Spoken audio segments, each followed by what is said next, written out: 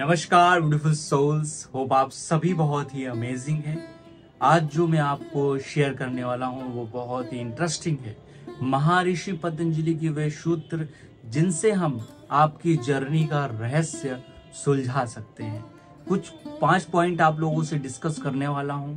इन माध्यमों के प्रयोग से आपके डीएम, आपके डीएफ, आपके स्पाउस हो जाते हैं, आपके हस्बैंड और वाइफ हो जाते हैं, आपके लाइफ में आ जाते हैं। इवन यही नहीं, आपकी लाइफ में आपकी सोल भी ग्रोथ करती है, आपकी लाइफ में आपका करियर ग्रोथ करता है और आप बैलेंस हो पाते हैं। आखिर कौन से हैं वो 5 पॉइंट्स, और इन चीजों को समझना बहुत इंपॉर्टेंट है इस जर्नी में, ट्विन फ्लेम जर्नी में, बिकॉज ये आपके माइंड को समझने में, खुद को समझने में बहुत हेल्प करेंगे। जल्दी से वीडियो को शुरू करते हैं।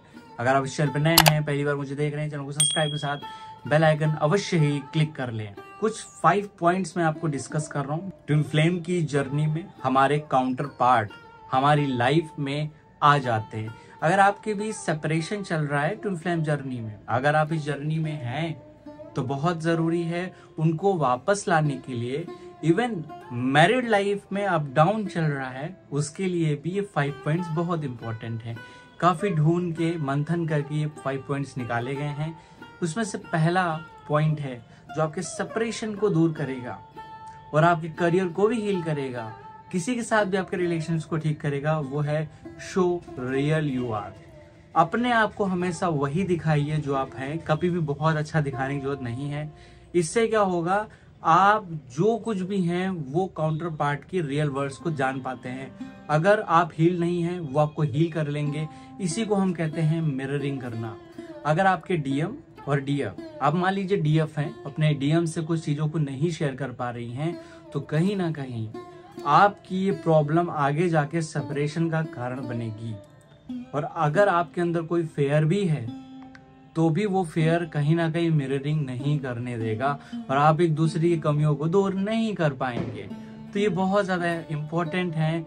आप कभी भी खुद को ना छुपाएं। आप जैसे भी हैं वैसे हर एक व्यक्ति के सामने वैसे ही प्रेजेंट करें, वैसे ही शो करिए कि आप कैसे हैं रियल में।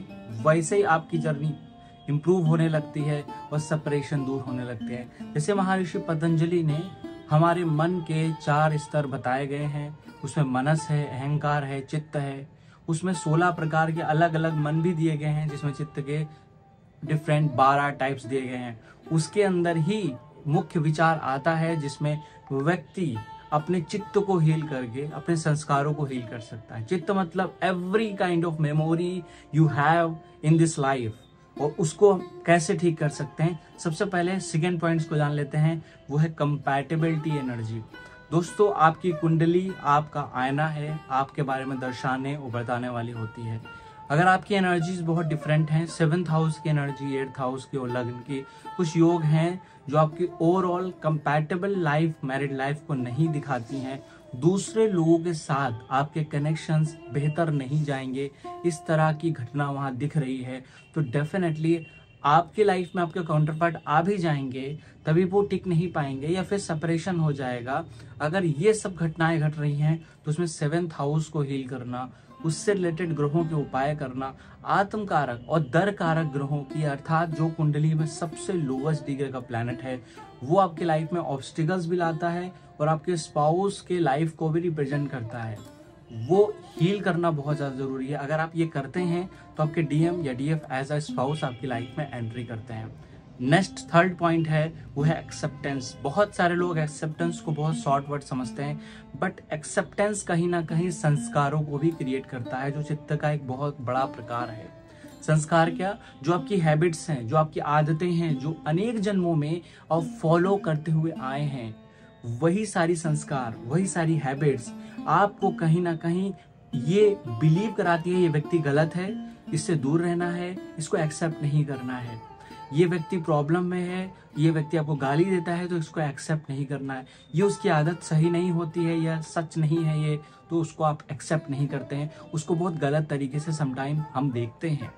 तो यही जो एक्सेप्टेंस की कमी है, वो आपके सेपरेशन का कारण बनती है। इसी कारण से अगर शिव किसी विचार को एक्सेप्ट नहीं करते हैं, तो शक्ति उनके जीवन में प्रवेश नहीं कर पाएंगे।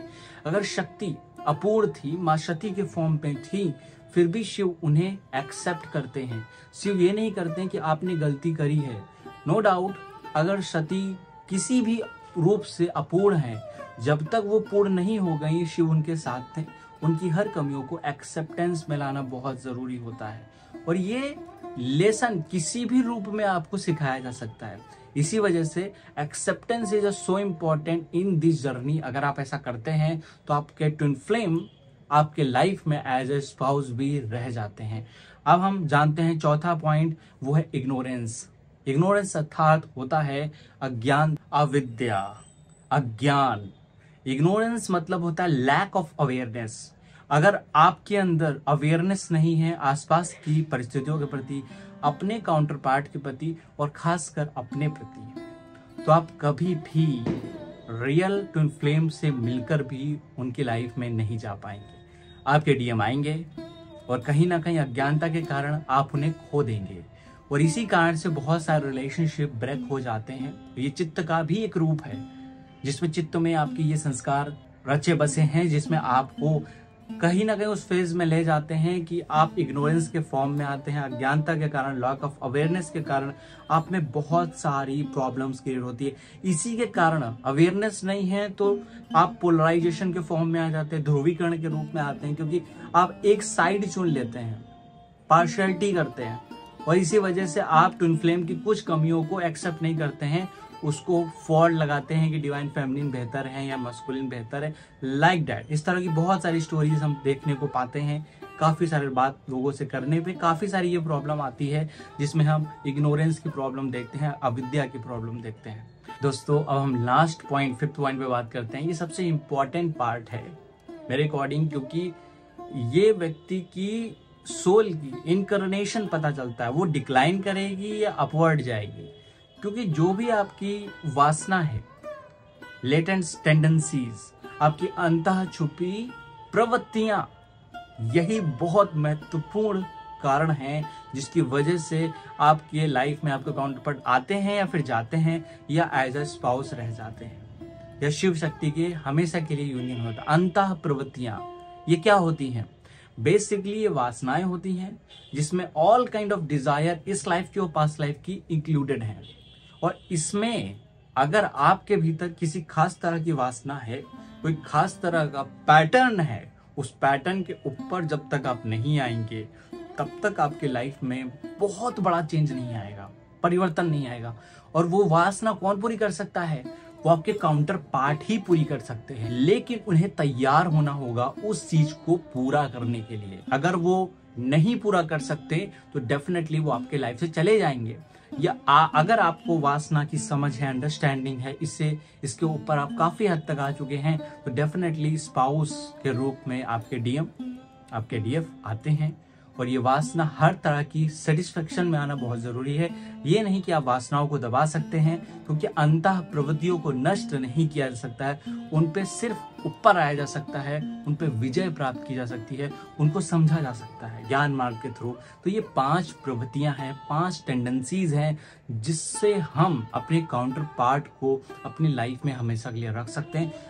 ये ना कि केवल आपके करियर को हेल्प करेगा, बल्कि खुद को समझने में ये प्रवृत्तियां हेल्प करेंगी। इस वीडियो को रिपीट करके इन प्रवृत्तियों को अगेन से लिखें, समझें, क्योंकि ये बहुत इंपॉर्टेंट प्रवृत्तियां हैं। मैं अगेन से रिपीट कर देता हूं, इसमें आप खुद को आपको रियल बताना है और कंपैटिबल एनर्जी चेक करनी है। जहां पर भी आप लोगों को दिक्कत हो उस चीज को हील करिए। इसमें आप कुंडली का सहायता ले सकते हैं, आपकी एनर्जीज रीड कर सकते हैं। तीसरा है एक्सेप्टेंस की कमी। अगर आपके बीच एक दूसरे को लेकर एक्सेप्टेंस नहीं है, संस्कार एक दूसरे को लेकर अलग अलग हैं, एक्सेप्टेंस नहीं है, एक दूसरे की हैबिट्स को आप इग्नोर करते हैं, तो भी एक प्रॉब्लम है। नेक्स्ट है अज्ञानता, अविद्या, जिसे हम इग्नोरेंस कहते हैं। इसी कारण से आप में लैक ऑफ अवेयरनेस है, लैक ऑफ रियलाइजेशन होगा। आप कहीं ना कहीं ध्रुवीकरण के रूप में चले जाएंगे और पहचान नहीं पाएंगे स्वयं को, और पार्शियल हो जाएंगे। और लास्ट आपके लिए जो इंपॉर्टेंट है वो है वासना, जिसमें अंतः प्रवृत्तियां हैं, जो ऑल काइंड ऑफ डिजायर्स हैं, इच्छाएं हैं, वो इसमें सम्मिलित हैं। यही रीजन है कि आप काउंटर पार्ट को प्योरिटी नहीं दे पाते हैं, ऑन ऑफ होता रहता है, क्योंकि आप अपनी वासनाओं को अधीन है, और यही मन की प्रवृत्तियां हैं। तो दोस्तों, ये बेसिक इन्फो थी जिसको आप अपनी लाइफ में अप्लाई करें, अंडरस्टैंडिंग करें और मोटिवेशन इससे आप लें। दोस्तों नेक्स्ट वीडियो में मिलते हैं, तो अपना ख्याल रखिए, ध्यान रखिए, यूं ही मुस्कुराते रहिए। मैं नेक्स्ट वीडियो में मिलता हूँ। नमस्कार दोस्तों।